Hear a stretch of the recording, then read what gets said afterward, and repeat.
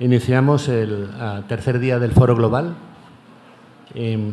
con sesiones tan interesantes de temas tan importantes como los que ayer se plantearon. Yo creo que Luis Pinto, aquí presente, amigo nuestro de hace muchos años y que dirige uno de esos grandes, está trabajando en uno de esos grandes conglomerados empresariales de la costa oeste de Estados Unidos, Lord Capital. Es una persona muy indicada para moderar un panel donde hay representantes de otras organizaciones igualmente importantes. Como saben, el Foro Global incorpora los 4 sectores que hacen posible la transformación social en este siglo XXI. Multilateral gubernamental 1, 2 academia, 3 sector corporativo, 4 sociedad civil. Entonces, a lo largo del día de hoy estamos trabajando en temas de cooperación público-privada, que dijimos ayer que era uno de los grandes temas de la educación, de la formación de recursos humanos del siglo XXI. Acuérdense que mañana el foro se traslada al Palacio Río Branco, en donde el Día Mundial de los Océanos se presentará toda una serie de proyectos vinculados a la iniciativa Piensa en Azul por parte de Smithsonian Institution, Discovery Channel, nuestros colegas australianos y otras organizaciones, para terminar a mediodía y dar por finalizado el foro, que se reanudará, como ustedes saben, el día 10 de septiembre en la Ciudad Autónoma de Buenos Aires, en Argentina. Quedan todos invitados a mañana, a Argentina y desde luego a hoy, que disfruten mucho las sesiones. Que sepan que al lado se reúne la Comisión de Educación, Ciencia y Tecnología del Parlamento Latinoamericano, con lo cual la vinculación entre lo empresarial, lo multilateral y lo parlamentario está visualizándose aquí directamente. En algún momento invitaremos a que nos visite el presidente de la comisión, el diputado Luis Eduardo Quirós, y si no, en la cena de esta noche, que ya saben que están todos y todas invitados, podrán socializar con los diputados de los diversos países que definen los términos parlamentarios de la educación en el continente. Luis.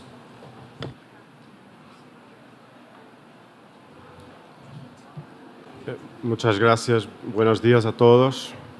Mi nombre es Luis Pinto. Yo soy de Portugal, pero voy a hablar en español a ver si es más fácil que mi acento en portugués de Portugal. Parece un chiste, pero yo creo que es útil. Es un gran placer estar acá y le agradezco mucho su presencia en esta sesión, donde yo voy a empezar por una pequeña provocación que es un poco a continuación de lo que escuchamos ayer.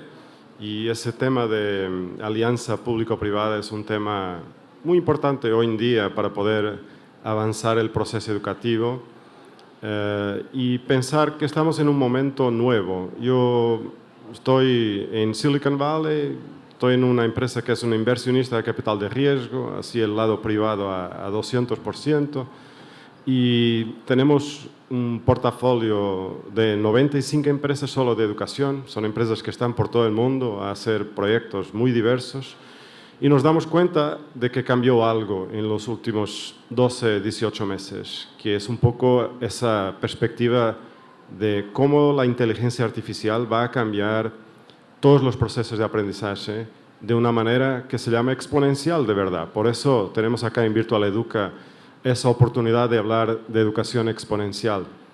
Hay un cambio dramático que ya es el presente en algunos de esos mercados y va a llegar a todo el mundo. Y yo creo que América Latina hoy tiene un riesgo adicional porque el punto principal de la inteligencia artificial, de educación exponencial, al final va a llegar a la competitividad económica de los países. Y eso es lo que tiene que ver con la educación. Es, como mucha gente habló, cómo preparamos a esos chicos para el empleo que no sabemos cómo va a ser.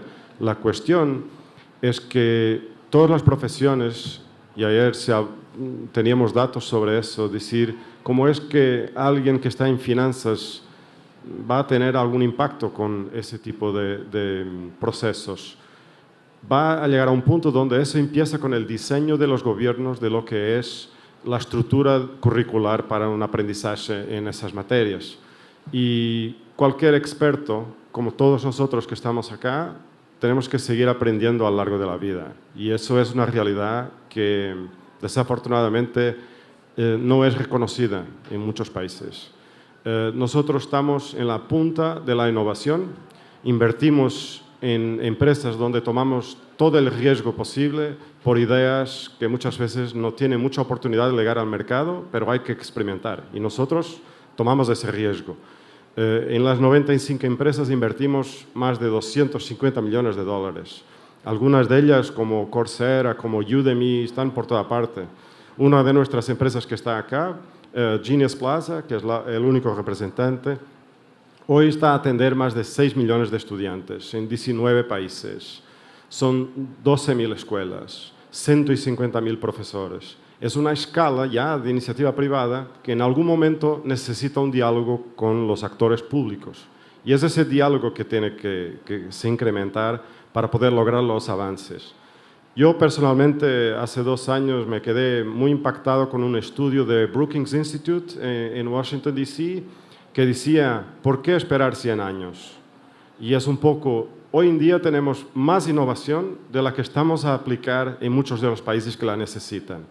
Y eso tiene que ver un poco con esa desigualdad de ritmo de inversión, capacidad de innovación y capacidad de implementación. Y cuando hablamos de implementación, al menos esa parte final del proceso, tiene que llegar el actor público, tiene que entender un poco que no puede inventar la rueda cada vez que quiere hacer algo, que no tiene tiempo ni recursos para inventar la rueda, porque cuando lo hace va a retrasar todo su sistema. Y hoy mucha gente viaja, escucha ideas de muchos países, viene a su país de vuelta y no implementa proyectos exitosos en ese sentido. Así que no tenemos los resultados que podríamos esperar de la oportunidad que existe de implementación. ¿Puedo pasar al próximo? Nosotros estamos en diálogo con algunos gobiernos para abrir un poco esa perspectiva de colaboración y pensar en los temas principales que tienen impacto en regiones como América Latina. Nosotros tenemos una empresa que está a hacer capacitación permanente con un modelo que se llama microcredenciales para ayudar a los docentes a que sean emprendedores a desarrollar su carrera profesional. Entonces los docentes seleccionan online el contenido que quieren, los cursos que quieren tomar, las certificaciones que van a obtener por su proceso personal. Es un factor de competitividad a los docentes. Claro, como se hablaba ayer, hay un punto que es crear un incentivo para que el docente tenga ese tipo de comportamiento. Eso no ocurre natural. Pero al momento que empieza, nunca más se para. Es un proceso orgánico de innovación. Y es un proceso desde abajo, es un proceso bottom-up que la gente se apropia de esa innovación. No es necesario tener una ley que viene desde arriba para coordinar lo que se hace de innovador. Eso ya está hecho por la estructura y es un potencial de largo plazo para mantener ese tipo de trabajo. El abandono escolar en América Latina, yo escuchaba de algunos países que tienen regiones donde hay 80% de estudiantes que no terminan el secundario. Mi pregunta es, ¿qué van a hacer en esta economía de base tecnológica y global, donde nosotros no vamos a retroceder? Esos chicos necesitan una ayuda urgente para que puedan muy rápido obtener las capacitaciones que les van a lograr acceso al trabajo si no terminaron el percurso tradicional de escuela. La perspectiva de performance, siempre se habla de PISA en Latinoamérica, siempre es un problema. ¿Vamos a seguir a hablar de ese problema o vamos a hacer algo distinto? Entonces, pensar en nuevas metodologías que pueden traer resultados. Y hay muchas experiencias que están a funcionar muy bien, pero hay que hacer reformas en ese sentido. Y después la parte de empleo. Flexibilizar un poquito más las opciones del estudiante. Ni todos los estudiantes tienen que seguir un percurso académico. Y hay un tema en América Latina, yo siempre doy el ejemplo de Europa. Tengo muchos amigos con hijos en edad de universidad y que se gradúan, salen como ingenieros y van a tener un salario de $1.000, cuando en países como Estados Unidos eso es 70 veces más. Y la oportunidad económica de países que tuvieron un acceso tremendo a educación superior, que fue siempre un buen señal de desarrollo del sistema, hoy en día significa mucho desempleo y cursos de muy mala calidad, mucho de iniciativa privada, que empezaran a tener certificación, pero no sirven para nada, el mercado no los quiere. Entonces los gobiernos tienen que tener algún coraje de cerrar esos cursos y poner la plata al servicio de las nuevas áreas que son necesarias implementar. Y eso para decir que en regiones como América Latina o Medio Oriente hay una aspiración social de los padres de familia, de decir, mi hijo tiene que ir para la universidad, es el único camino, porque yo no fui, él necesita esa oportunidad. Eso ocurrió en los años 80 en Europa. Casi todos los estudiantes tenían oportunidad y muchas veces a costo cero, porque las universidades públicas en Europa eran gratuitas y de buena calidad. Y hoy significa que hay países como Portugal, como España, Grecia, Italia, 40% de los jóvenes abajo de 35 años están desempleados. Los otros 40 tienen subempleo, están a trabajar en algo muy distinto de lo que aprendieron. Y cuando América Latina piensa en esa aspiración social, que del punto de vista social de las familias es algo que tenemos que aceptar, pero tenemos que ayudarles a entender las alternativas. Y hay caminos de formación vocacional que hoy están más cerca de la oportunidad de trabajo. Y son caminos que también tienen el orgullo del profesional que va a desarrollar su carrera profesional. No tiene que ser todos por un camino de educación superior. Y hay que cambiar un poco ese mito que existe también. Así que 5 grandes temas. Yo tengo acá 4 invitados que van a participar en el panel. Vienen cada uno con experiencias de sus proyectos. Yo solo les quería plantear un poco la discusión. Yo creo que no podemos esperar 100 años. Y hay países en América Latina que se van a quedar con muchos problemas de competitividad de sus economías, porque no van a tener un camino para preparar profesionales para esas nuevas economías. Y eso es un proceso donde la tecnología es una herramienta, pero se vuelve, y lo que se dice en Silicon Valley, es la nueva electricidad.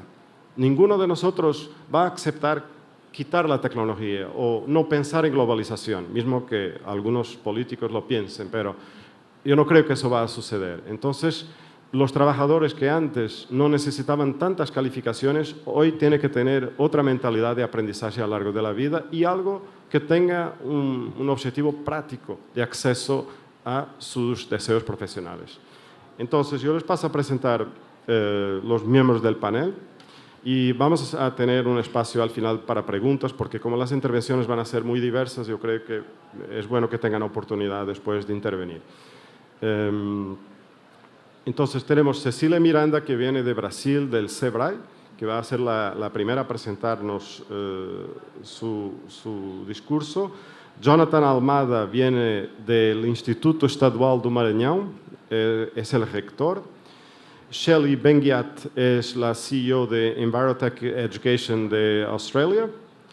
Y al final Luciana María Allan, directora técnica del Instituto Crescer, también acá de Brasil. Así que sin perder más tiempo y una vez más muchas gracias por su presencia. Cecilia nos va a brindar con su presentación. Muchas gracias. Yo voy a hablar en portugués porque soy brasileña, entonces, com permiso.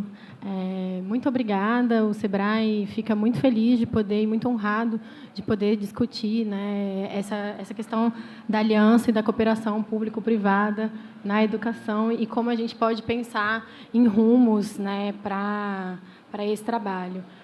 Eu não sei se todo mundo sabe, mas o SEBRAE é o Serviço Brasileiro de Apoio a Micro e Pequenas Empresas.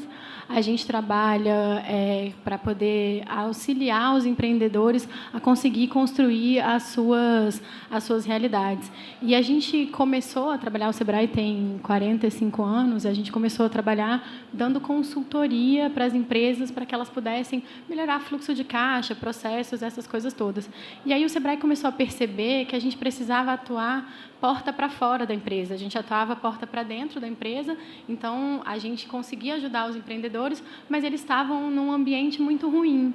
E aí a gente precisava começar a atuar nesse ambiente, começar a pensar em políticas públicas relacionadas aos pequenos negócios. O Brasil é um país que tem muita burocracia, tem muitas questões tributárias complicadas, então a gente começou a pensar sobre isso. E nesse exercício, a gente percebeu também que a gente precisava atuar na formação dos empreendedores, porque a atitude empreendedora, empreender, e a gente vai falar um pouco sobre isso, tem a ver com a gente transformar realidades. E a gente precisa, como o Luiz colocou, que você tem, né, na Europa países que têm engenheiros, pessoas que estão saindo da universidade, mas que não estão conseguindo emprego. E aí a nossa reflexão é pensar, ao invés de pensar em emprego, pensar em trabalho, porque o empreendedorismo ele cria essa oportunidade de geração de renda, de geração de trabalho.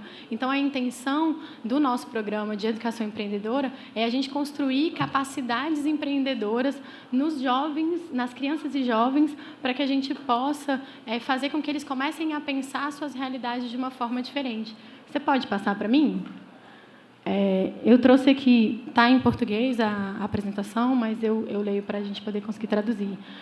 A gente tem um educador brasileiro muito famoso, né, o Paulo Freire, que fala que o processo educacional tem a ver com você aprender a ler a realidade para você conseguir reescrever a realidade, para você conseguir transformar a realidade. Então, a educação tem a ver com a gente conseguir dar ferramentas para as pessoas para que elas possam mudar a sua vida. E aí, empreendedorismo tem a ver com isso também. Você pode passar para mim? Essa é a Dona Francisca.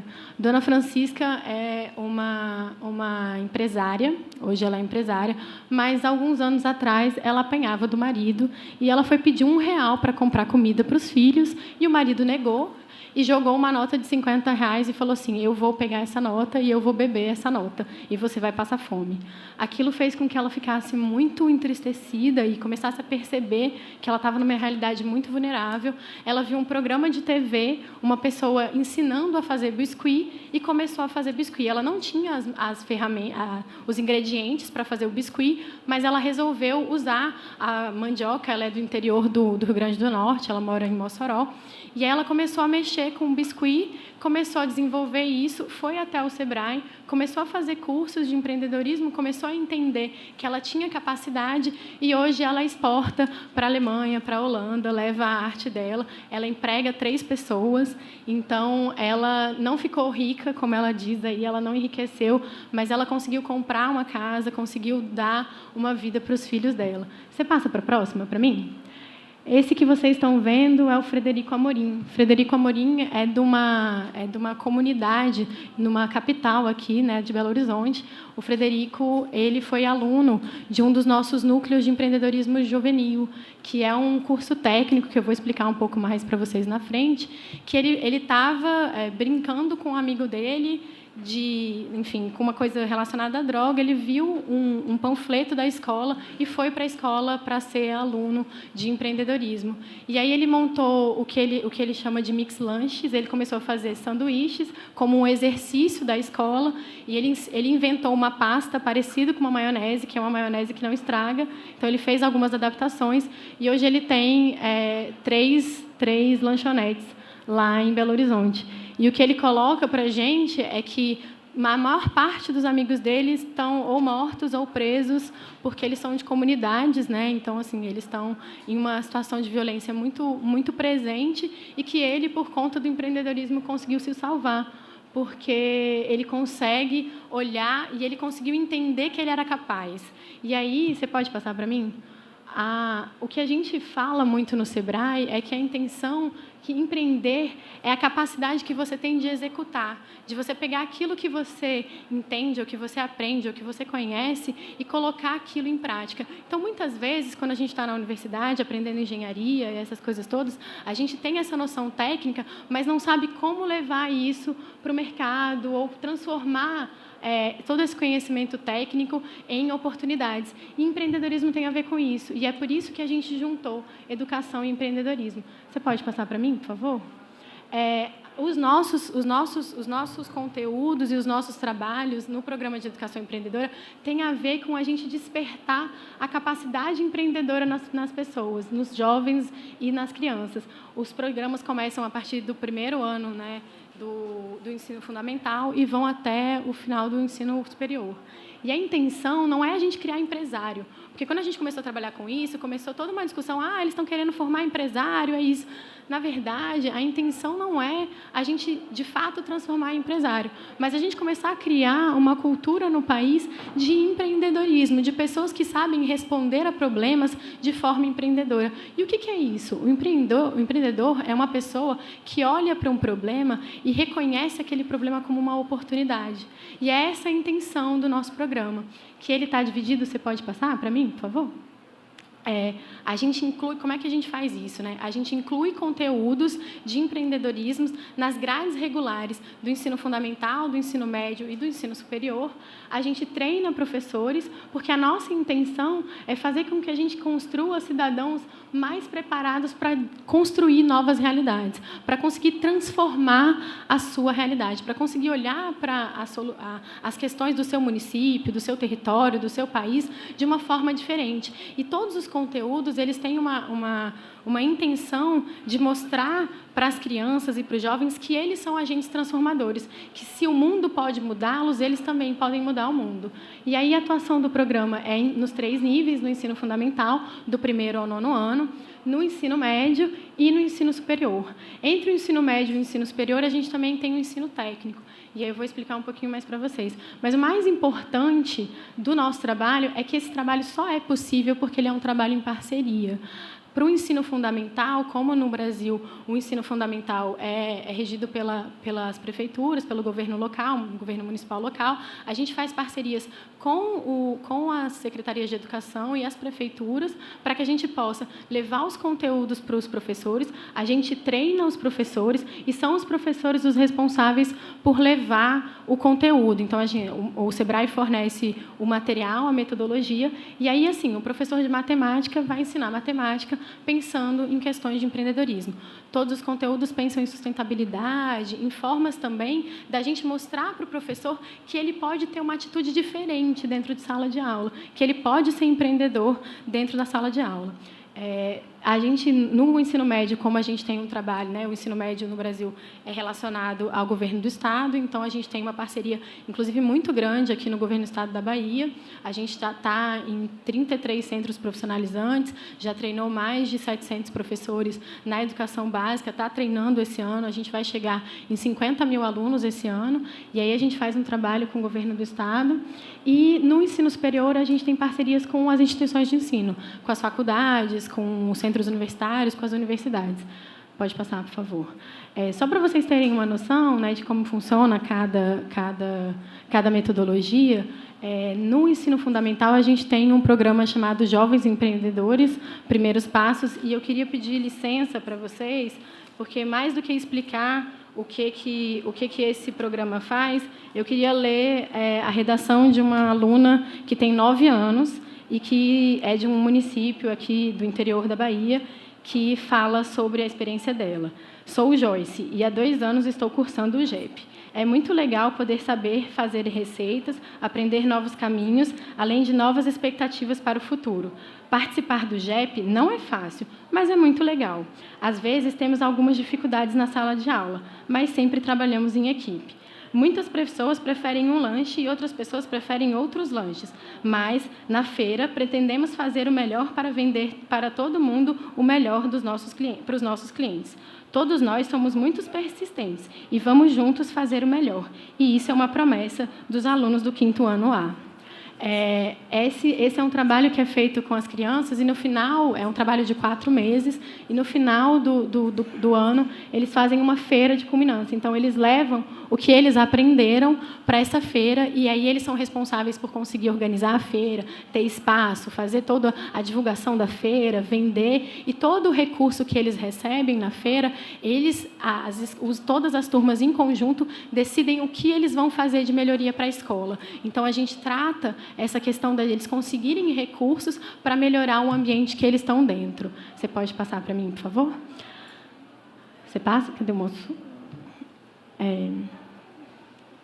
No ensino médio, a gente tem cursos mais curtos e mais focados, porque, como a gente já está falando de adolescentes, né, a gente trabalha mais com a realidade deles, então tenta inserir os conteúdos nas realidades dele. E aí a gente tem um programa específico para jovens no campo. Então, aqui na Bahia, a gente já tem 23 escolas rurais que têm esse conteúdo, que tem o foco de mostrar para o jovem que ele pode ficar no campo, que é possível empreender e que existem oportunidades para que a gente diminua o êxodo rural. Pode passar, por favor?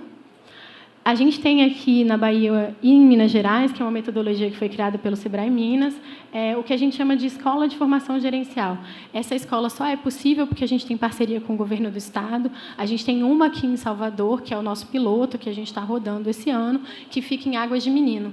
São 120 alunos, todos eles alunos de periferia, em maior parte mulheres e negros, né, que estão na escola, e eles têm um curso técnico de 1 ano, que é o curso que o Frederico, que eu comecei falando, fez. A intenção é que eles façam um curso em administração técnico, mas que seja específico em empreendedorismo. Então, a gente tem uma série de projetos estruturantes, eles fazem MVP, eles testam, tem startup, a gente começa a levar todo esse conteúdo para eles. E o que é muito interessante, há 2 semanas a gente teve aqui na Bahia a edição da Campus Party, e a gente conseguiu levar 4 grupos para apresentar na Campus Party. Os meninos nunca tinham entrado na Fonte Nova, eles nunca tinham tido a oportunidade de mostrar aquilo que eles estão fazendo. E, se vocês quiserem conhecer, tem dois grupos nossos que estão na apresentação ali na feira do ensino profissionalizante, como o CEP Empreende Bahia. Um inventou um apagador com spray e outro uma questão de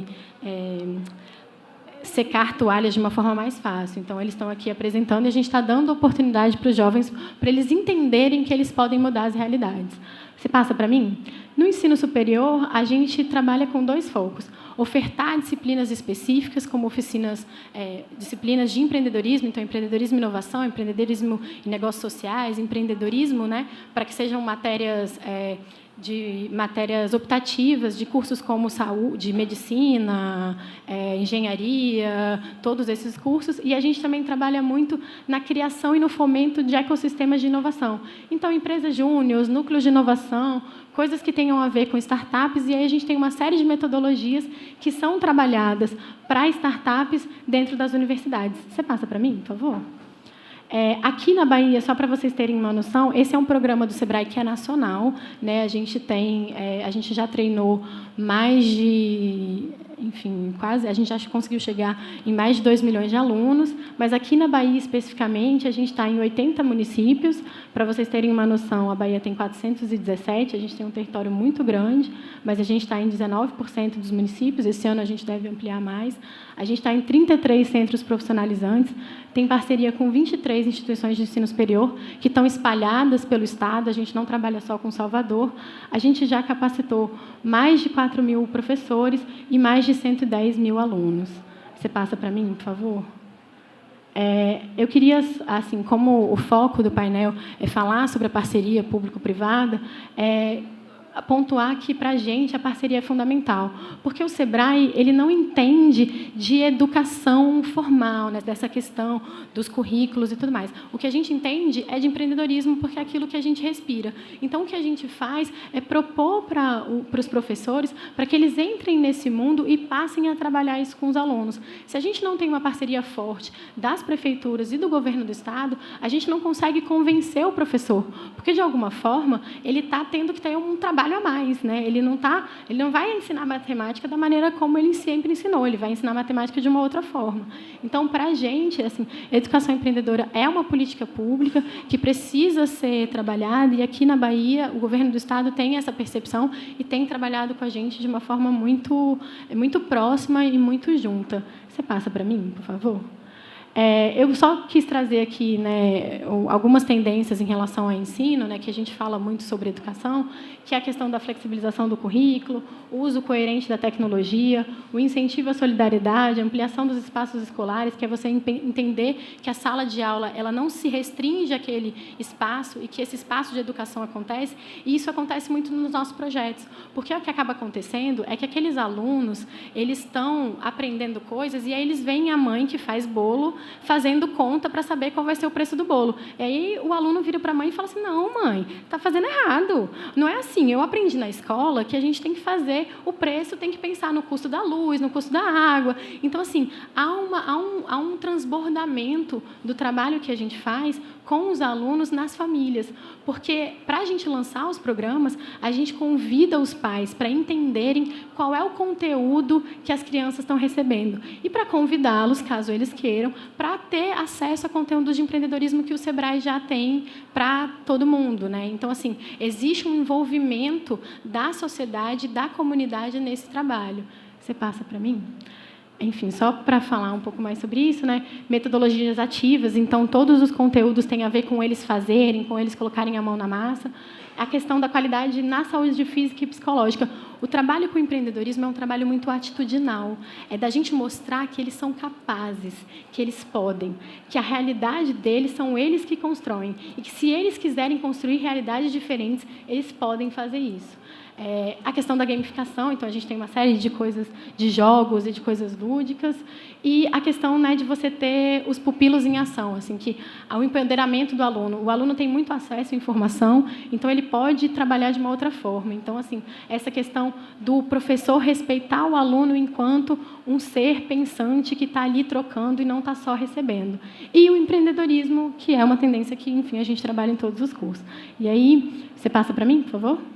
Só para concluir, o Drauzio Varela, que é um médico bastante famoso aqui no Brasil, ele fala muito sobre a questão da violência urbana, assim, de como é que a gente consegue falar, porque muito se fala em meritocracia, em acesso à inovação, em todas essas coisas, mas se as pessoas não têm uma realidade que é diferente, assim, que consegue mostrar para elas que é possível fazer uma outra coisa, como é que a gente espera que um aluno que estuda numa escola de periferia em Salvador, que apanha da mãe, que vê o pai batendo na mãe, enfim, embriagado, e tá num ciclo de violência muito forte, chegar em sala de aula e ser um anjo, e sentar bem bonitinho e ouvir o que o professor quer falar e achar aquilo lindo? Ele não tem exemplos, né? Ele tem uma série de coisas. Ele não sabe o que é amor, ele não sabe o que é troca, ele não está acostumado em ouvir que ele pode.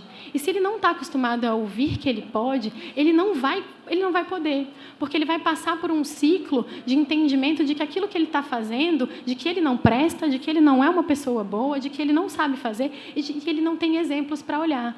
Então, a intenção da gente trabalhar com empreendedorismo, você pode passar para mim, por favor? A gente trabalhar com transgressão, com correr risco, porque desenvolvimento, a gente só vai ter um país melhor e um país desenvolvido se a gente acreditar que a gente pode mudar as realidades, que a gente pode olhar para aquilo que a gente está fazendo e fazer diferente. Você passa para mim, por favor? Essa é a Dona Jussara. Dona Jussara é moradora de um município aqui da Bahia chamado Monte Santo. Ela é da área rural desse município. E ela participou de alguns programas nossos, e uma das coisas que ela falou para a gente foi o seguinte, que a seca, porque a Bahia, né, enfim, o Nordeste sofre muito com isso. A seca estava chegando e ia levar os animais dela, ia levar tudo que ela tinha, mas a compreensão das coisas que ela tem por conta do projeto, a seca não ia levar. Enfim, quando a gente visitou a Dona Jussara, ela disse que o irmão dela estava voltando de São Paulo, porque o projeto conseguiu dar a oportunidade para que o irmão saísse de São Paulo e voltasse para o interior da Bahia. Porque ser pobre na terra da gente é muito melhor do que ser pobre na terra dos outros. E é isso que a gente acredita, que desenvolvimento tem a ver com ampliação de liberdade, com sensação de pertencimento, da gente conseguir ser o que a gente quer ser, aonde a gente quer ser. Então, a gente trabalha no Sebrae muito para que a gente possa dar oportunidade para que todas as pessoas pertençam aonde elas quiserem pertencer. Você passa para mim, por favor? Era isso. Muito obrigada.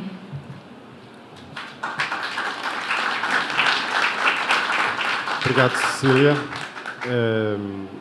Yo creo que un punto interesante de todo eso, y felicitaciones por el proceso que están desarrollando, yo creo que debería ser algo global y escalar a toda la población.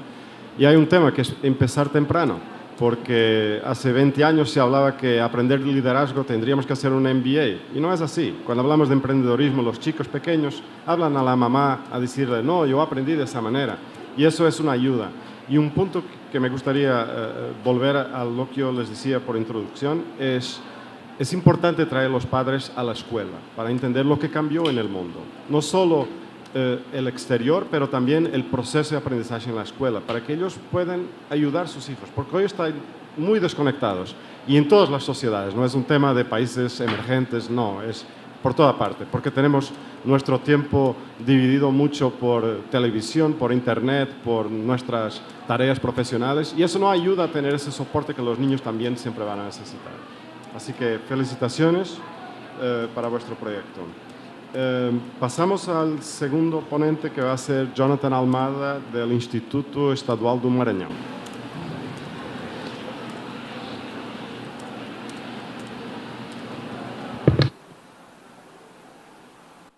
Bom dia a todos e todas. É uma grande alegria estar aqui no fórum pela primeira vez para falar um pouco sobre a experiência do Instituto Estadual de Educação, Ciência e Tecnologia do Maranhão, cuja sigla é IEMA.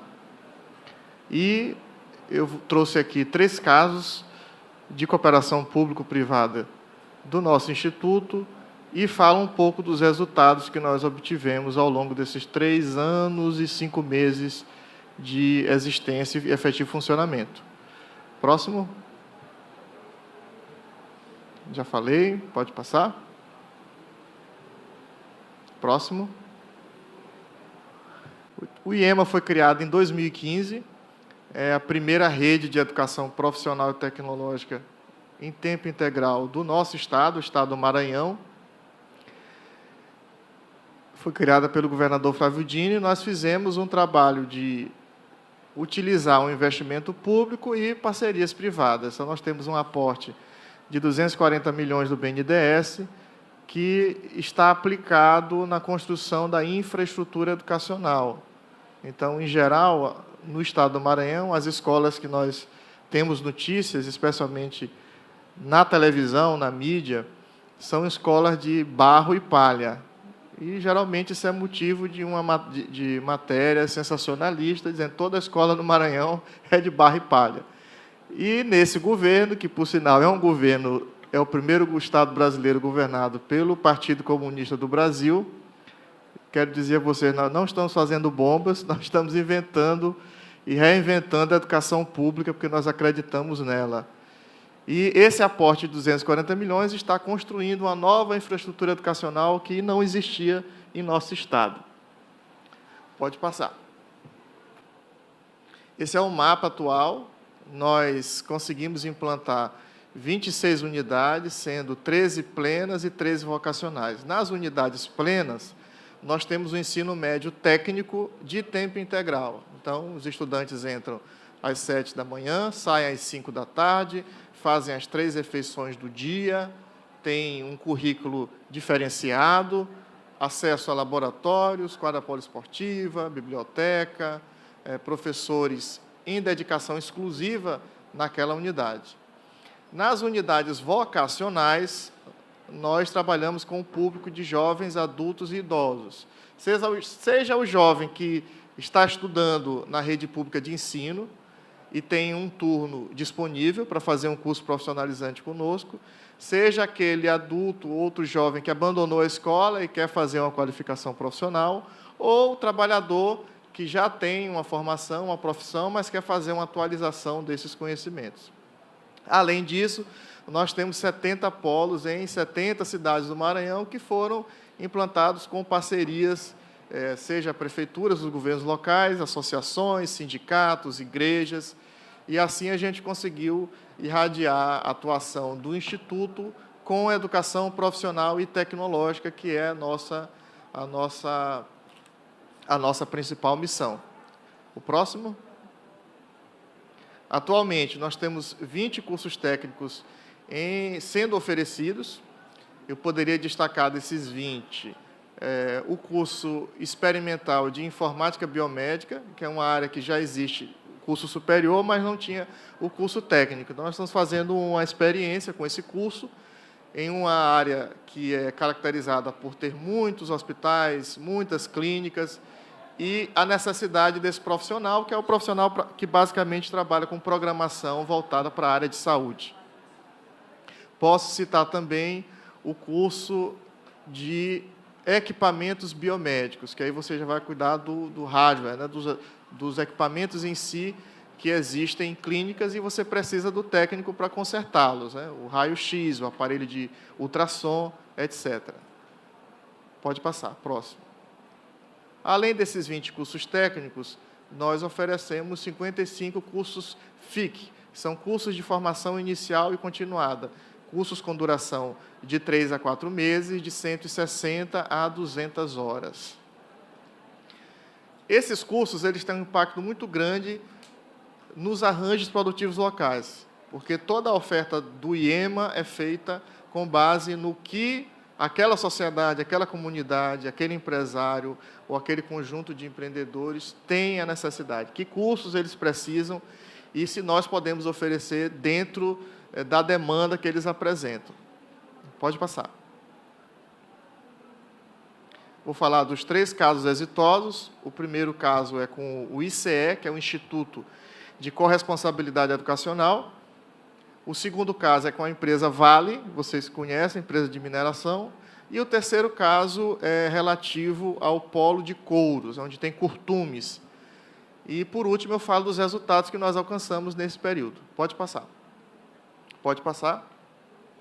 O ICE, eu já falei, é um Instituto de Corresponsabilidade Educacional. Eles criaram uma tecnologia de gestão para implantar escolas de tempo integral nos estados de Pernambuco, do Ceará, de São Paulo, Rio de Janeiro, Espírito Santo, dentre outros. Eles são financiados por 2 grandes instituições, o Instituto Natura, que a Natura é uma grande empresa de cosméticos do Brasil, e o Instituto Sonho Grande, que trabalha nessa área de educação. Então, eles financiam o trabalho de formação e consultoria ministrado pelo ICE, realizado pelo ICE. Nós firmamos um convênio de cooperação entre eles e o governo do Maranhão, sem nenhum custo para o governo. Todo o programa é financiado por essas instituições que eu mencionei, em especial a Natura. E, ao longo de 3 anos, eles transferiram a tecnologia de gestão educacional e o modelo pedagógico que nós implantamos no IEMA. Isso a partir de 3 ações principais. Foi a formação continuada, nossos professores e nossos gestores e a equipe técnica das diretorias foram capacitadas ao longo desses 3 anos, de tal forma em que eles dominassem a metodologia e pudessem fazer sozinhos. Então, o grande lance dessa parceria é porque, de fato, houve transferência de conhecimento e esse conhecimento foi apropriado por nossas equipes e hoje eles desenvolvem sozinhos e nós já avançamos e inovamos em alguns elementos dos modelos. O material didático-pedagógico, que é o segundo grande ponto da parceria, esse material está relativo ao que eles chamam de escola da escolha. Dentro desse material, você tem todas as características do modelo educacional que nós desenvolvemos. E o terceiro elemento, que é o mais importante, que é a avaliação e monitoramento. Como a gente estuda na área de educação, isso estudos internacionais e locais aqui apontam, o grande problema da educação é ter acompanhamento e monitoramento das iniciativas, dos projetos, dos programas, de tal forma que esse acompanhamento e monitoramento gere decisões relativas às políticas. Seja a decisão de que, olha, não está correto, temos que procurar um novo rumo, seja essa experiência não deu certo, vamos partir para outra.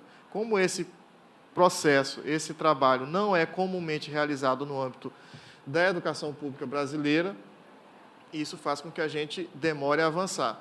Então, é um elemento importante da parceria que tem nos ajudado bastante no Maranhão. Pode passar? Esse é o desenho do modelo, que eu trouxe aqui para vocês. O centro do modelo é o jovem e seu projeto de vida. Então, quando o aluno entra no primeiro ano dos 3 anos do ensino médio, ele é convidado a dizer quais são os teus sonhos, o que você quer ser. E ele escreve esses sonhos num caderno, que é o caderno de projeto de vida. Então, lá no caderno, ele vai dizer que ele quer ser astronauta, eu quero ser médico, eu quero ser engenheiro, quero ser advogado, e ele anota isso. Ao longo dos 3 anos, conosco, ele tem um professor tutor que acompanha esse caderno de projeto de vida, e ele tem vários momentos ao longo dos 3 anos, como carga horária semanal, encontros semanais em que ele discute esse projeto, ele atualiza esse projeto. o que ele precisa fazer para alcançar esse sonho. E, ao longo dos 3 anos, isso é o centro do currículo, que tem as competências ligadas para a formação acadêmica de excelência, as competências ligadas para uma formação para a vida e as competências do século XXI, que estão lá planteadas pela Unesco já há bastante tempo e que nós implementamos no modelo pedagógico. Então, basicamente, isso aí significa a Escola da Escolha, que foi transferido para nós aqui do IEMA e nós desenvolvemos hoje autonomamente. Próximo. Segundo caso exitoso, com a empresa Vale. A Vale é uma empresa multinacional da área de mineração e logística, bastante conhecida, e tem uma atuação muito forte em nosso estado, pois a ferrovia que leva o minério de ferro das minas exploradas pela Vale, ali no estado do Pará, passa pelo Maranhão até o porto do Itaqui. Então, ela tem uma atuação forte nessa região. A Vale procurou o governo do estado, propondo a doação de um prédio muito bonito, salas de aula, auditório, quadra, laboratório, e ela propôs, eu quero doar para o governo do estado. O prédio é localizado numa região periférica de São Luís é a capital do estado, que é patrimônio mundial, patrimônio histórico da humanidade. O que nós fizemos? Nós recebemos esse prédio em novembro de 2017. E em janeiro de 2018, nós inauguramos. Contem aí quantos meses. Novembro, dezembro, janeiro. 3 meses, não é isso?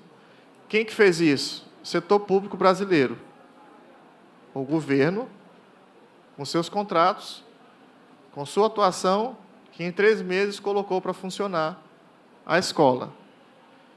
O que não é comum no setor público. Em geral, o que é que se diz do setor público? É que nós somos ineficientes, é que nós gastamos muito e que tem muita corrupção. E o que é que nós quisemos provar com essa experiência para uma empresa multinacional? Olha, nós podemos ser eficientes, nós podemos ser efetivos, eficazes e não tem corrupção. O dinheiro público é aplicado no que deve ser aplicado. A empresa gostou muito da parceria, depois eu coloco a foto, e nós começamos a desenvolver um curso experimental, que é inédito no Brasil, que é o curso de vulcanização. Vulcanização é você tratar o minério de ferro, fazer emendas a partir da tecnologia que ele já tem lá, das caldeiras, das soldas. E eles não tinham um profissional nessa área, eles precisavam. Eles recebiam profissionais da eletromecânica, da mecânica, mas não da área de vulcanização. Então, vamos começar agora em agosto, a primeira turma com eles. Nós abrimos no noturno, com o objetivo de que os trabalhadores da própria Vale possam fazer o curso e pessoas daquela região que estão desempregadas também possam fazer esse curso. Pode passar? Essa é a foto do prédio. É o prédio muito bonito que nós recebemos. Nós recebemos um prédio vazio, não tinha nada dentro. Então, todo o recheio, parte lógica, equipamentos, mobiliários, tudo isso foi responsabilidade nossa. Pode passar? Ok. E esse é o mote, né? Em uma escola pública de excelência é possível. Esse é o nosso mote, é o nosso, vamos dizer assim, o nosso norte inspirador. Pode passar? O último caso. O Polo Coureiro, nós temos no Maranhão, na cidade chamada de Ribeirãozinho, e lá nós temos muito curtumes, que beneficiam couro de animais. E eles só não tinham uma coisa, conhecimento e educação profissional para transformar esse couro num material beneficiado. O que nós fizemos? O sindicato da região nos doou um galpão e um terreno. Em 12 meses, nós construímos a nossa unidade vocacional lá e abrimos o curso de artefatos de couro, produção de rol. Artefato de couro, eles hoje fazem bota, chuteira, carteira, bolsa, cinto e vendem exportam e vendem lá também. E agora nós fizemos uma parceria com a empresa chamada Uperdog, que cuida de animais, material para pet, né? E estamos fazendo o roll, que é aquele ossinho que o cachorro fica mordendo. Então, a gente está fazendo o roll lá também nessa unidade de beneficiamento do couro. Pode passar? Eu trouxe a foto de alguns materiais, sapato, bota, ali tem os cintos, as carteiras. Pode passar. E, por fim, já o meu tempo está acabando, são os resultados. Qual é a ideia? Que o Maranhão seja projetado como referência positiva para o Brasil. Pode passar. Esse é o Ângelo, é o nosso aluno de uma unidade na cidade de Pindaré-Mirim. Ele nunca tinha entrado num avião na vida, e ele viajou de avião pela primeira vez e participou de uma competição em Portugal, na sua terra, e conseguiu ficar como melhor equipe estrangeira nessa competição de robótica. Também viajou para o Japão, ficou entre as 10 melhores equipes. Pode passar? Próximo. Esse é o Cícero. O Cícero é um aluno, já está hoje no 2º ano, faz aquele curso que eu mencionei, de informática biomédica. Ele estuda autonomamente japonês, acho que já está no nível intermediário, e foi medalhista de bronze nessa Olimpíada de Matemática Sem Fronteiras, agora, ano passado. Próximo. Esse é o Cassiano. Ele fez o curso de panificação e confeitaria. Ele mora numa cidade chamada Caxias, no interior do Maranhão, região leste. E com o curso ele abriu uma padaria, está ali, Casa do Bolo. Hoje ele faz bolo, faz pães, recebe encomendas para festas, a partir desse conhecimento que ele adquiriu no curso nosso, de 4 meses. Pode passar? Hoje o IEMA é medalhista em robótica no âmbito regional, nacional e internacional. Pode passar? Em matemática, no âmbito nacional e internacional. Pode passar? Fazemos um programa de intercâmbio no exterior, High School, é o primeiro High School da rede pública do Maranhão. Nós, atualmente, estamos com parcerias na Alemanha, Estados Unidos, Canadá e Argentina. Os nossos alunos fazem 6 a 10 meses no exterior, voltam e terminam o ensino médio conosco. Próximo. E algumas outras medalhas. Vice-campeão nacional na Jornada Brasileira de Foguetes, medalha de prata em Astronomia e Astronáutica. Próximo. Ouro, prata e bronze em Geografia. 1º, 2º e 3º lugares em competições de Ciências Biológicas. Pode passar. E os nossos indicadores. Nós temos 97% de frequência escolar, ou seja, nosso aluno não falta. Nós temos 91% de aprovação escolar, ou seja, eles têm progressão, eles aprendem e vão seguindo. E temos 0,78% de evasão escolar, ou seja, praticamente ninguém abandona a escola na nossa rede. Por isso que a gente diz que uma escola pública de excelência é possível, nós acreditamos nisso, e nossa equipe está empenhada ao longo desses 3 anos e 5 meses, mais 6 meses para terminar o atual mandato do governador Flávio Dino, e fazemos com muita alegria. Muito obrigado, um bom dia a todos e todas. Muchas gracias, Jonathan.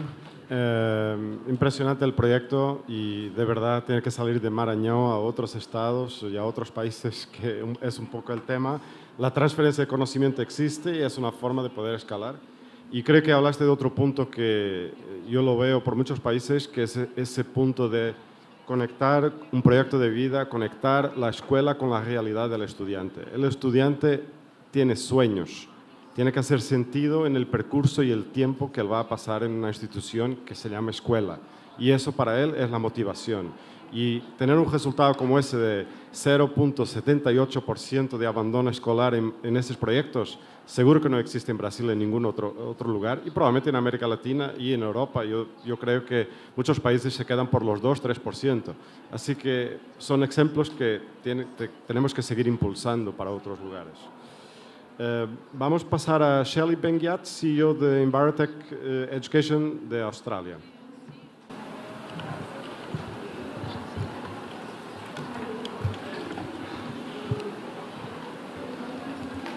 Muchas gracias, buenos días. Yo hablo español, aún voy a presentar en inglés. I want to first of all thank the Virtual Edu team and the World Bank for inviting us to participate in this amazing experience educational forum. I really want to thank as well the Australian Embassy, for Christine and for Matthew, the Australian Council for Education and Science, for coming and supporting us in the presentation. I want to also thank the team that came with me from Israel.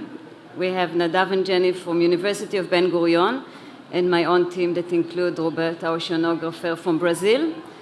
So we are an international team that came here to present about this exciting topic of vocational education, which the panel here shared. And it was really great to sit next to such an amazing panel that shares the same vision, to bring practical education that connects workforce and employment into schools. So the question that we are here is discussion about how to create an innovative workplace that can absorb our students as quickly as possible. And the question is, why do we study? Do we study for excellence? Do we study for a broad knowledge? We actually study for employment. This is the reason why we put time, effort, and money to invest in education. We want a well-paid job. I was very fortunate that I was born in Colombia. I grew up in Israel, and I'm Australian citizen. I lived there for the past 18 years. I was very fortunate that 26 years ago in my high school, I studied robotics and information technology. I studied software engineering, which allowed me to work in the Israeli army and Motorola as a full-time software engineer at the age of 19. Allows me to create a very quick and successful career as a result of my school. So what I will focus about here is about vocational education. I know that vocational education maybe sounds like a bit of a different word. We call it technical, we have different names. I'm going to use VET, Vocational Education and Training, that's the Australian term.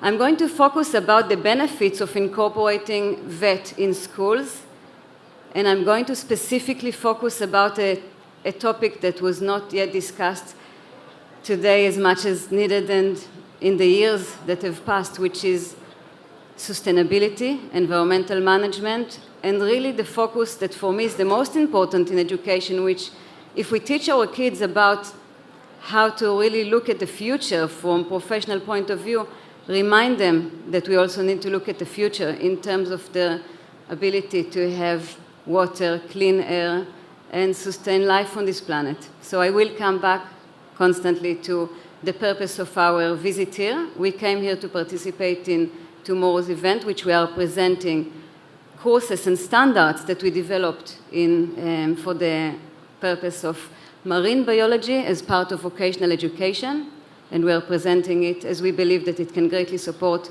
the Blue Economy and Think Blue project. So let's start. So just a bit of a heads up, what is Envirotech? Envirotech is a private organization which I funded 10 years ago. Australia, we operate 3 campuses in Australia, 2 beachfronts and 1 forest. And we also have a field station, which we recently commenced operating in Utila, in Honduras, for the purpose of developing our course in marine habitat conservation and restoration as VET, where we run already workshop and courses. The purpose of the discussion here is to create innovative vocational education solutions to address issues that we have discussed. We discussed poverty. We discussed the fact that many of our students don't achieve higher education. And the question really is, does all professions really require academic university degrees? And the answer is no. VET professions are achieved in short time periods, therefore they are more cost effective, and they can address quickly industry shortages. Education glass ceiling is something that we've discussed in length in this forum. We discussed that our social economics population that either cannot afford higher education or they simply cannot afford the time of 3 years or plus to dedicate to full-time education. Some simply don't have the language and literacy skills required to attend higher university. So what we see here is, in effect, the definition of a glass ceiling where social economic development prevents from certain societies to really step up and claim their position in professional employment. What we can see that education level that is necessary for trades is really can be a vocational or technical standards. And we are not looking only on labors and building industries. As we mentioned here before in the first presentation that was excellent, entrepreneurship, business, project management, sustainability, environment management, and the list goes on. I will discuss in length the Australian VET framework, which provides virtually for nearly every occupation to also have an entry level at a vocational level. The VET standards are actually defined alongside the industry. So if we really think about what vocational education is about jobs, it's about employability. Can you actually go back one slide? I wanted to, so explain about the industry, and I wanted to, to thank the, So discussion about, you can go to the next slide. Discussion about what is successful VET education. It actually equals industry development. So if we look at industry development needs on a country or regional level, we can see that VET is aimed to support those social sectors development alongside the industry development. The VET strategies are the following, as far as I have identified them in my experience both in Israel, teaching vocational education in technology. I taught software engineering in Israel, and I have invested my life into vocational education. So I see VET as coming to address and create the following strategies. First of all, and very important to the discussions we had in this forum about high school education, VET is meant to create a bridge in and between high school and universities. What do I mean about in? It means that we can already deliver vocational education in high school, and in fact we do it in Australia for many years. So students that potentially don't have the patience to sit in class for many hours, they really need to work with their hands and do something practical. They can go and learn carpentry, electricians, and there are very well-paid jobs that they can actually achieve while they're at school, preventing them from dropping out because simply we have different learners types with different capabilities, and this is the glory of the humanities, that we are so different. So VET in high school prevents this dropout rate. It also gives another very great opportunity for students who actually do like theoretical studies, and they studied business or leadership, and then they can get credits in universities. So in fact, they leave school with already credits for their academic studies, which saves them money and time, which is a very valuable resource for education. The fact as well that we have entry-level courses incorporated in high school curriculum aligns with developing and incorporating innovation into the schools. As we know, the school sector has been, in recent years, finally starting to really acknowledge that there is a need for a change to connect with workplace, with what's expecting us out there. And so bringing vocational education to the schools in communication with the principals aligns a new curriculum type that can really create an opportunity for the schools to connect with employers. The vocational set standards as well for those sectors. And when I mean standards, I will actually now, in brackets, talk about the reason that we came to present here tomorrow. So we are here to present a course, or courses, a set of courses and standards for marine biology in vocational education. We identified that there is a gap, not only in education, but actually industry standards, where marine habitat conservation and restoration exist only on academia, university levels, where actually there are no practical hands-on skill sets delivered, no working underwater. So when the students graduate from university, in fact, they do not have the skill sets to create coral nurseries or the many type of skill sets that are required for marine conservation. We identified that those skill sets are also missing on national and international level, and that the standards are connected to education. And the point is that vocational education is meant to align with industry standards, job standards, and to develop together. So as new jobs emerge into the market and as new technologies emerge to the market, vocational standards as well and courses align. A little bit about the vocational education strategy in Australia. So courses are generally 6 to 18 months per level of vocational education. This is incredible when we compare to academic courses that are minimum of 3 years, where students can sometimes find after 2 years that they actually don't like what they study. And in fact, they really don't want to do accounting, but already 2 years and a lot of parents' money is invested and there is no way back. And what do we have? Either unhappy employment or simply a person who studied for 3 years and will not work in what they did and need to start all over again. Vocational education allows a quicker outcome and a taste. So actually throughout schools, students can study more than one type of vocational entry-level course so that when they get out of school, they are ready to choose the correct university pathway that meets their needs. So VET includes thousands of different type of courses and occupations such as builders, designers, electricians, renewable energies, childcare, programming, like I studied networking, technicians, childcare, sustainability, environmental management, and more. Over 1,000 VET courses support practical occupations, and courses are directed towards employment and jobs. Practical skill sets rather than broad general knowledge. And the most important, we align vocational education for employment, therefore, we try to align the training for upcoming large projects. Part of the reason that we see our visit here so successful is because, similar to what was discussed here before about aligning policies and government standards with education can really drive the change. And we are hoping to achieve this with our marine habitat conservation courses. Because if we really ask ourselves, are there jobs for marine conservation? Can I promise students that if I teach them to create coral nurseries, will they be able to actually practice it? Will they find an employer to give them that work? And the answer is currently no.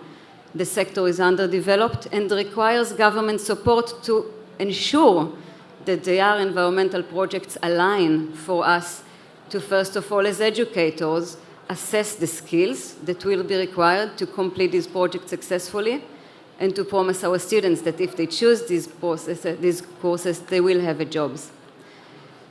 VET courses development. This is a very interesting topic. As a private owner and have been in the industry for many years, we are responsible for all our curriculum development.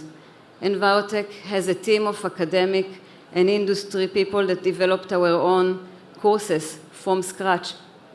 That means that in VET curriculum development, we have the privilege to be supported by both public and private sectors collaboration to support course development.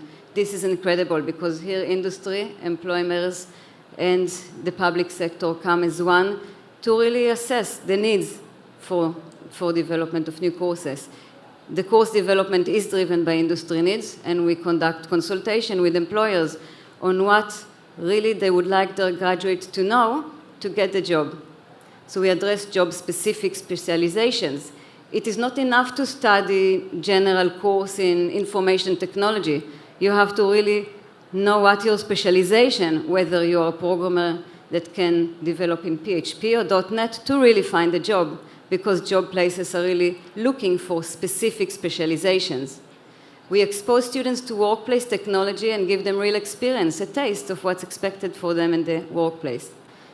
Australian standards include a very interesting and amazing opportunity for students to participate in traineeships and generate qualified workers. We actually have here a trainee that came with us to participate in the forum. His name is Gabriel, he's sitting in the back. He's Brazilian, and he undertook a traineeship at Envirotech and also previously in Brazil, and that allowed him to now take part of writing and project managing this extraordinary project of setting up vocational standards on Australian national level. The innovation that we speak about here in this forum, innovative in education, is directly driven by workplace, as identified by the panel. And this collaboration between education and the workplace, this is the factor that will create and assist us to implement innovation, find out what is missing, and the students are ready to implement it. We actually had the great opportunity to explore the next door forum or presentation of many of the public schools here that have stalls, and they are presenting their innovative ideas, some of them in sustainability, two of them actually in marine conservation and restoration. One of the student projects, in fact, really explained our courses, and we were astonished that the 15-year-old boy who does not speak English, does not have a computer at home, and simply likes to go to the beach, identified life diminishing in the water, and came up with a project that he would like to do to explain people how to prevent life from diminishing by the time he have his own kids. So students, young students, are very well aware and ready to drive innovation and take this opportunity to make a change. In Australia, nationally and international students, they address vocational education as I mentioned, starting from high school. The general courses that are addressed at high school level are Certificate 2 and Certificate 3. For example, in the courses that we developed, which we'll present tomorrow, Certificate 2 in Marine Habitat Conservation and Restoration is designed to be delivered in high school, whilst we acknowledge that practical skills are required due to insurance and occupational health and safety. We do not want to put the kids in the ocean. Nevertheless, we designed courses that have aquariums, and they can actually, in a very safe manner, have practical job outcomes in restoration of marine habitat. The next level is technical education, which is adult education, and it is delivered either in theory in colleges like Envirotech, and also in collaboration with employers. So we have employers that would like to either have traineeships from Envirotech or would like us to design a course to meet their needs, and this is where technical education forms. University partnership are a very important strategy of the vocational education. Diplomas and advanced diplomas are designed to align generally to a 1 year of a bachelor degree, and university credit arrangements, offering students to save, as I mentioned, time and money in their bachelor degree, but it also can be incorporated into the university degree and allow an exit point, where if students find, as I mentioned, that potentially they are not that satisfied from their choice of study, but they did complete their first year, they still can have a certificate that is valued outside when they're looking for a job, and therefore their first year studies, even if they do not want to continue with an academic career, still can be measured and recognized. And university partnerships are therefore so important for students. The Australian VET model, we spoke about national curriculum standards driven by industry, connecting students with industry and employment, effective, efficient, job-ready focus, and cost-effective. VET certification are required for trade licensing in Australia. To be a builder or carpenter, you actually have to show that you have studied. And government-funded programs support regional sector growth, which is really the necessity for developing our model as well with sustainability and marine biology courses. So the Australian funding model, I will quickly go through it, and I really want to thank for the Australian government for supporting the VET sector so strongly in Australia and Envirotech. We are participating and supporting our Australian students with different type of funding programs from high school and all the way to professional education. So since I don't have much time, I will go to the next slide. What I want to actually focus, and I will continue to speak about it tomorrow, is where VET education really can develop in Australia in South America, in Israel, and actually worldwide, which is at the top part of this pyramid, VET environment. Environmental studies have been neglected across the world in the vocational education. We are one out of 2 schools in Australia delivering Diploma of Sustainable Operations, teaching how to not only be a business owner, but actually how to measure business carbon footprints and how to really assist business owners to improve the environmental impact. We are now developing the Marine Habitat Conservation Restoration discourse. We have not identified it in any other country in the world, and we are therefore very privileged to present it here. And we believe that together it is important to put focus on VET environmental development and standards, vocational standards. What do I mean by standards? Jobs, as I mentioned, skill set. So really, if we want to create a workplace that is ready to execute projects to support sustainability and environmental management, we need to identify the projects, the skill sets, and jobs, and we need to name them. I sit with my kids, I have 3 kids that are very passionate about the subject, and I speak to them and I ask them, all right, so if we have forester to support forestry, so should we invent some words like coraller for coral or coral gardening? So we are missing some keywords actually in terms of jobs, position, and skill set. So I would like to focus on that area. Saying that, we have on the 2 sides the 2 areas that we as well focus on, which is VET technology and VET trades. We teach at Envirotech web development, programming, networking administration, and so on. And we feel like our business name, Envirotech, that actually the success is bound by us merging our technology alongside with the environment. One of the more interesting outcomes that we have from our industry consultation with the Australian government in Australia identifying project was a very interesting unit that was the result of us finding out that seagrass monitoring is done by helicopters that of course cost millions, and we created a unit to do the same with drones, where actually in the Torres Strait Islands where unemployed it's an unemployed community with not many job places available in marine biology. Kids can actually support in a much more cost-effective and fun way sea monitoring and save a lot of money to the government. So combining VET trades with green trades, actually teaching how to build greenhouses and how to incorporate renewable energies and sustainability into our trades, incorporate technology to develop VET environment, will assist us to build a pyramid to really put actions behind the words of social development.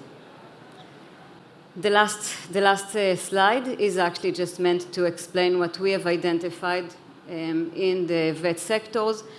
And we have job focus and employers' needs, and we compared the pyramid sides of trades and technology and environmental, and we identified simply what I've explained, that whilst jobs exist for technology, students can study 1-year programming and have a very successful job online, remote, they can work as trades, and yet if they study environmental management, the likelihood of them having a job or employment opportunities is very much reduced.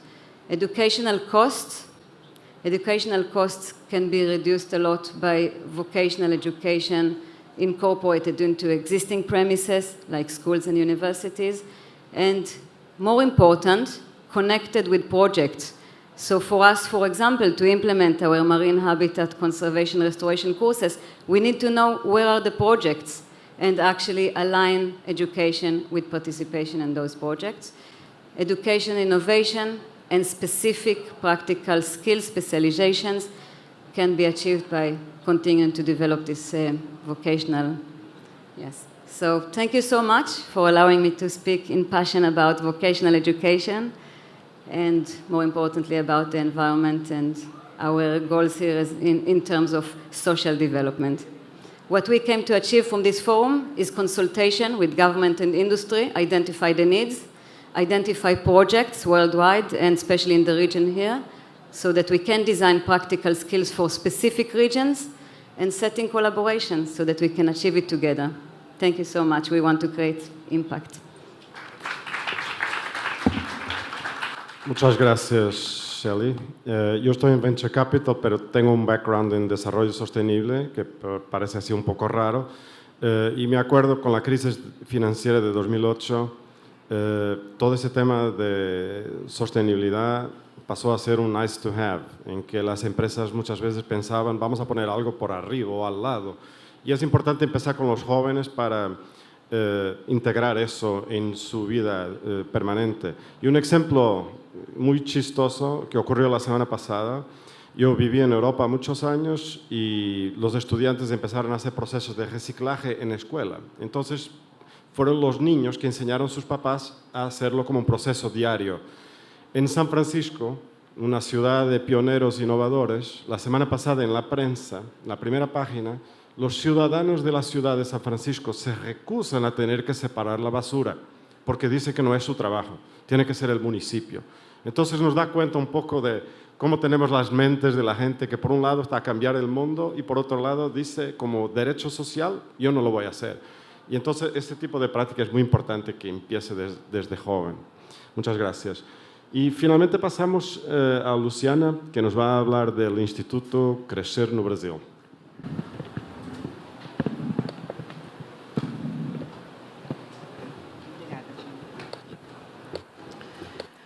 Bom dia a todos, a todas. É um prazer poder estar aqui nesse fórum, conversando sobre as oportunidades de parceria pública, privada e terceiro setor. Eu sou do Instituto Crescer, que há 18 anos atua na área de educação no Brasil.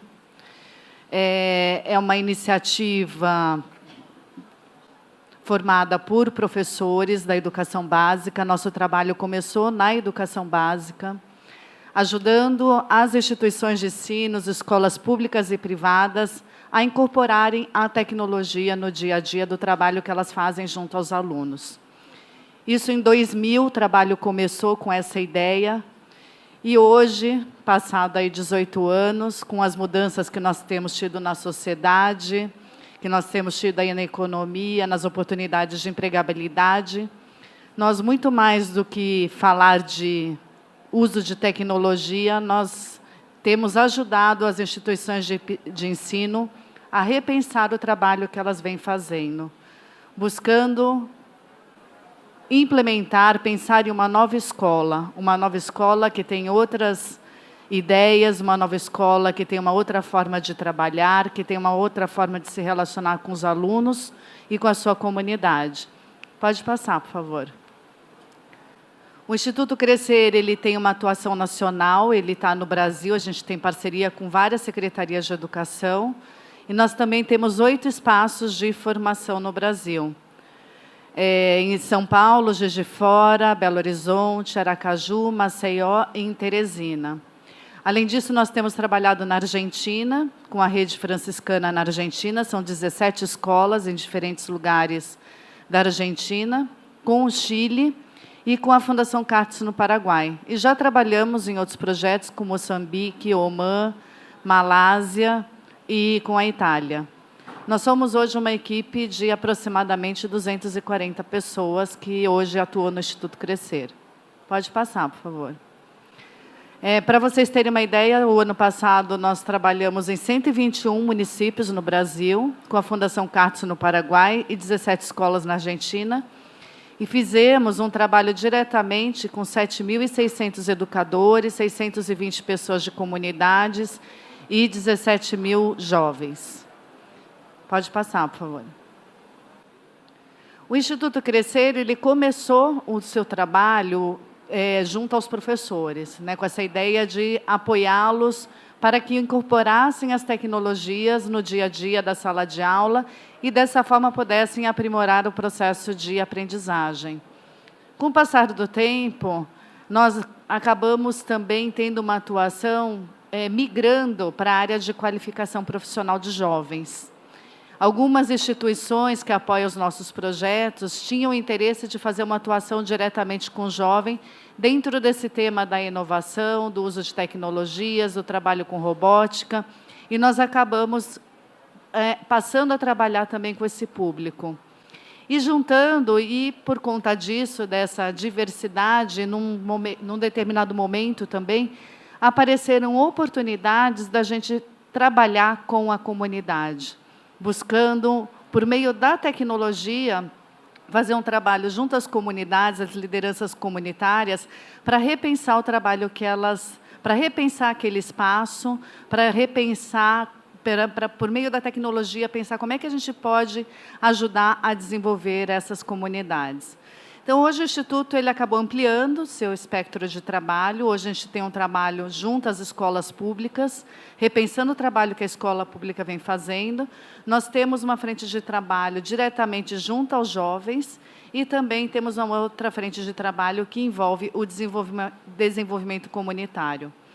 90% do investimento do Instituto Crescer ele vem da iniciativa privada, das parcerias com a iniciativa privada, mas para aplicação junto à área pública. Então, é muito interessante essa relação que a gente tem com essas 3 frentes de trabalho e na relação que nós temos com a empresa, que nos faz entender realmente qual é o desafio que a empresa tem enquanto oportunidade de empregabilidade, quais são as oportunidades que ela traz e como é que a gente precisa preparar o professor para dar conta de preparar esse aluno para poder ascender essas oportunidades. Então, essa é eu acho que é uma especificidade do Instituto Crescer, o fato dele conseguir atuar nessas 3 áreas, a gente consegue ter uma visão muito mais ampla de contexto e conseguir efetivamente pensar o que a gente tem que fazer na educação para mudar essa realidade. Pode passar, por favor. E dessa história, nós entendemos que se a gente tem um aluno, que é o nosso foco principal dentro da educação, como centro do processo de aprendizagem, se nós queremos realmente desenvolver essa pessoa e criar as melhores oportunidades, nós temos que ter um programa público que ele olhe para diferentes dimensões. Nós temos que ter, dentro de um projeto, iniciativas que incorporem as lideranças políticas, com repensar para o trabalho que eles vêm fazendo junto à gestão pública. Temos que envolver os gestores escolares para que eles entendam o trabalho que a gente vai fazer junto aos professores. Precisamos ter uma atuação direta com os professores, com os pais e familiares dessas crianças, para que eles também apoiem essa iniciativa dentro do contexto escolar, com a comunidade de entorno, que muitas vezes não conhece e não apoia o trabalho que a escola faz, o que acaba gerando a questão do vandalismo, e com o empresário local, que articulado pode ajudar a criar oportunidades de empregabilidade para esses adolescentes e jovens. Então, nós entendemos hoje de uma forma muito clara que não adianta a gente ter um investimento social focado em um desses públicos quando a gente pensa na educação pública. Não adianta eu entrar com investimento só na formação de professores. Se eu não tiver todo esse ecossistema envolvido nesse projeto, dificilmente esse professor ele vai conseguir mudar a realidade daquela comunidade. Isso é algo que tem, desses 18 anos de história, fica muito forte para nós. Como é que a gente realmente faz com que esses projetos eles sejam sustentáveis, que eles tenham impacto, que eles realmente venham fazer a diferença num processo? Então, a gente tem que envolver todo esse ecossistema e fazer um processo de transferência de conhecimento também. Nós sabemos que os recursos são limitados. Muitas vezes o investimento da empresa ele é um investimento pontual, é um investimento de 1 ano, de 2 anos no máximo. Há uma expectativa muito grande das empresas que, com um pequeno investimento, a gente gere um grande impacto, que a gente consiga atingir muitas pessoas. E isso só é possível se a gente cria realmente um processo em cadeia, escalonável, com uma transferência de conhecimento. Pode passar, por favor. Essas são algumas parcerias que nós temos tido nesses últimos anos na área de educação, em projetos financiados pelas empresas. Nós temos hoje um programa que é o EduConexão, em parceria com o Instituto Net Claro Embratel. Nós temos um outro programa de educação para o trânsito com o Instituto CCR, que é uma holding que administra as rodovias pedagiadas em alguns estados aqui do Brasil. Nós temos parceria com a Copeçúcar, que é uma empresa de açúcar e álcool, com um projeto chamado Conecta, de empreendedorismo para jovens. Nós temos uma parceria com a Microsoft, dentro do programa deles do Partners in Learning. uma parceria com a Fundação Telefônica Vivo, no programa Inova Escola, e, enfim, outras parcerias que acabam apoiando as iniciativas que a gente levou ano passado para esses 121 municípios. Pode passar, por favor. Vou contar para vocês especificamente o caso do programa Crescer em Rede. O Instituto Crescer ele também atua em duas frentes. Nós apoiamos iniciativa das empresas, como é, por exemplo, o caso do programa Partners in Learning da Microsoft, que é uma iniciativa mundial da Microsoft e que ela busca um parceiro local para poder fazer a implementação desse programa e a disseminação junto a diferentes redes de ensino. Mas o Instituto Crescer também tem os seus próprios projetos e busca parceiros para que esses projetos sejam financiados.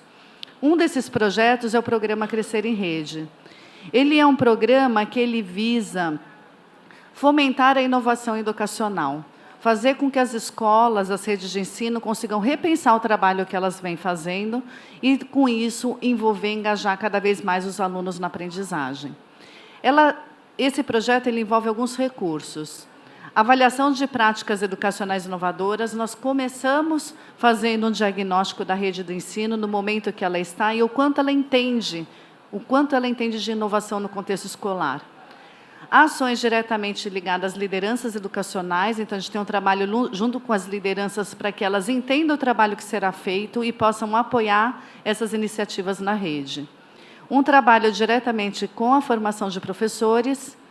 E nós temos também um apoio para que os professores possam se organizar de forma autônoma e dar sequência a esse projeto.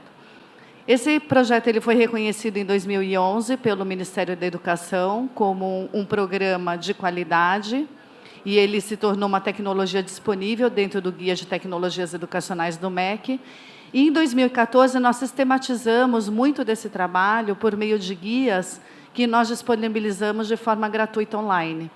Nós sabemos que nós nunca vamos conseguir atingir todos os professores no Brasil, que nós nunca vamos conseguir trabalhar diretamente com todos eles. Então, faz parte da nossa prática também trabalhar em projetos, descobrir caminhos e sistematizar todo o trabalho que nós fazemos e disseminar junto a diferentes públicos. Então, nós temos muitos dos nossos materiais que hoje estão organizados e sistematizados, estão disponíveis de forma gratuita e são utilizados por muitas redes de ensino de forma autônoma. Pode passar, por favor. Esse programa ele já foi implementado em mais de 40 municípios no Brasil, com o apoio do Instituto Net Claro Embratel. Ele também vem sendo utilizado pela rede privada, como a rede salesiana, nas 112 escolas da rede salesiana. Ele acontece na rede franciscana na Argentina, e ele já aconteceu aqui no estado da Bahia, com apoio da Fundação Odebrecht, em 8 municípios do Baixo Sul da Bahia. Pode passar, por favor. Ele é organizado, ele segue muitos princípios da Unesco. Nós temos, no primeiro ano, é um programa organizado em 3 anos.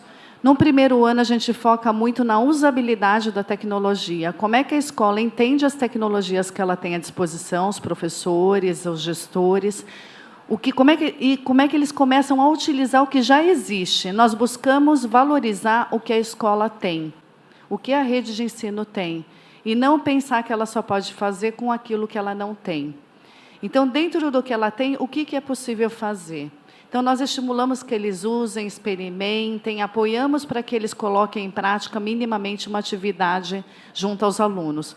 Nesse momento, não há uma preocupação com a prática de ensino, repensar metodologias, olhar para a educação de uma forma diferente. Nesse primeiro momento, a nossa preocupação é que eles se sintam confortáveis para usar o que tem disponível. Num segundo ano, entendendo que eles já estão mais familiarizados e mais tranquilos com o uso da tecnologia, nós começamos a olhar para a prática de ensino. Como, efetivamente, as tecnologias que estão disponíveis na escola podem trazer um novo olhar para a educação, podem ser aplicadas por meio de novas metodologias que tragam mais o aluno para o centro do processo, que criem oportunidades de eles pensarem em um problema da comunidade, que a tecnologia esteja na mão dos alunos, que eles tenham oportunidade de se comunicar com outras pessoas, que eles tenham oportunidade de fazer boas pesquisas. E aí, então, nós trabalhamos na questão da metodologia. E no terceiro ano do programa, nós trabalhamos na autonomia desses professores. Nós buscamos construir a nossa ausência. Como é que esse projeto continua dentro da rede sem a presença do Instituto Crescer? Que eu acho que esse é o grande desafio. Eu já vi muitos investimentos, eu já tive muitos investimentos no Instituto Crescer que se perderam com a saída do Instituto do processo. E esse é eu acho que esse é o grande desafio da iniciativa dessas parcerias públicas, privadas e do terceiro setor. Como é que a gente mantém aquilo vivo pós-saída da instituição que está liderando, como no caso do IMA? Eu acho que fica um grande desafio como é que toda essa prática que está sendo liderada pelo ICE, como é que ela se mantém viva no momento que o ICE sair desse processo, que provavelmente, pelo que eu entendi, será esse ano. Então, esse é o trabalho que a gente vem buscando fazer. Pode passar, por favor. O programa também ele olha, dentro desse contexto, a gente usa como base o currículo inglês para poder pensar sobre o uso da tecnologia junto aos alunos. A gente não tem, no Brasil, um currículo nacional ainda estruturado que fala como usar tecnologia no trabalho que a gente desenvolve com os alunos.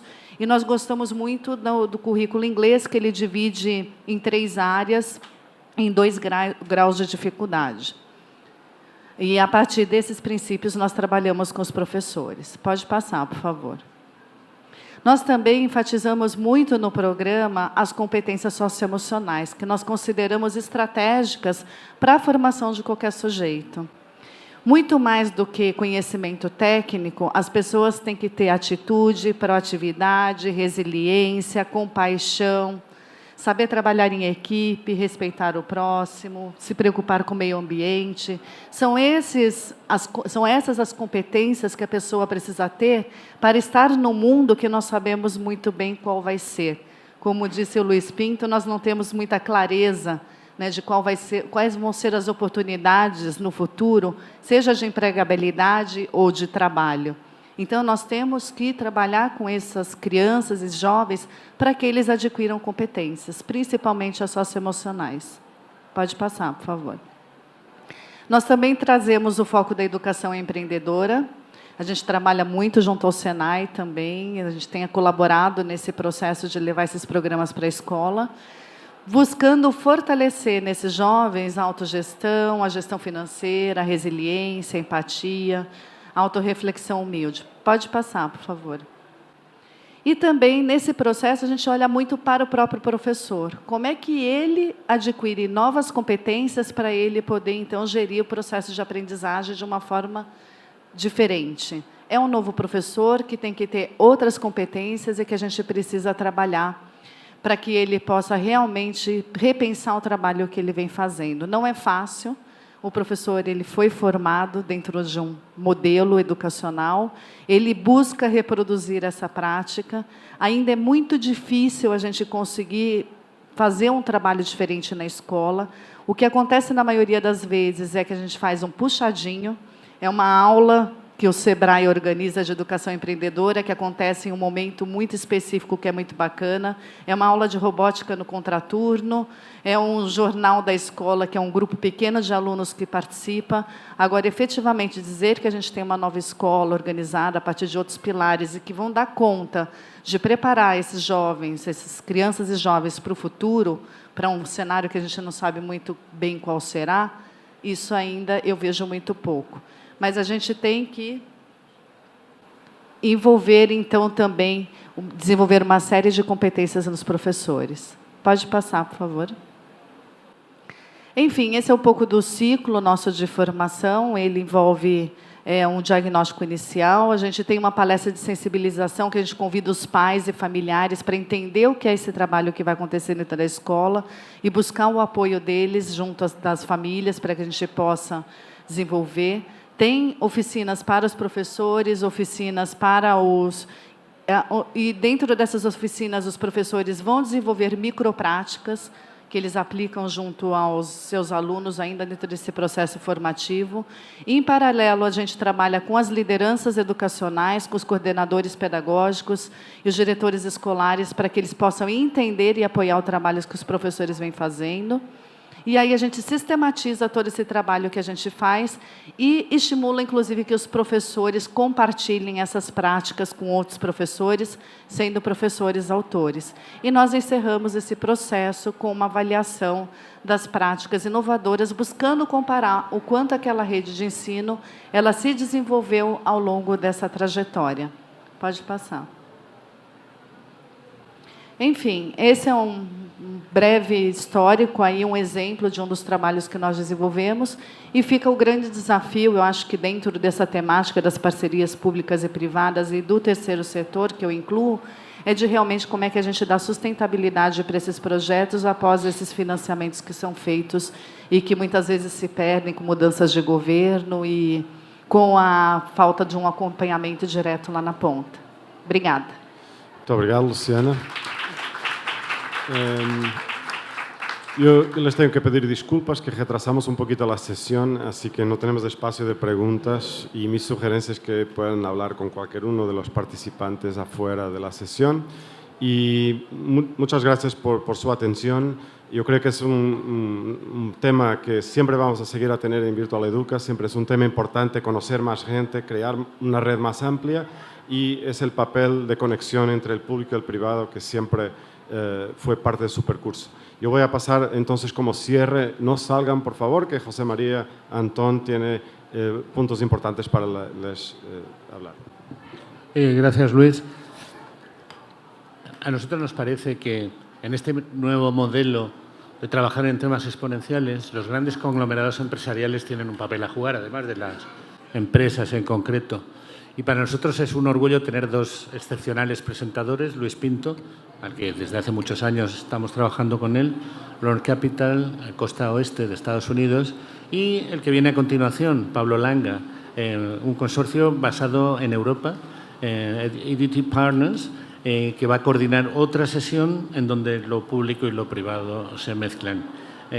Nos parece, no sé si han visto que ha entrado un momento Brian González, el director mundial de educación de Intel, que los verá esta noche a todos sus amigos en la cena oficial, porque realmente el anuncio inicial del Foro Global lo hicimos un día 13 de octubre del año 2016, Brian González y yo mismo en Porto, Portugal, con motivo de la reunión de responsables TIC.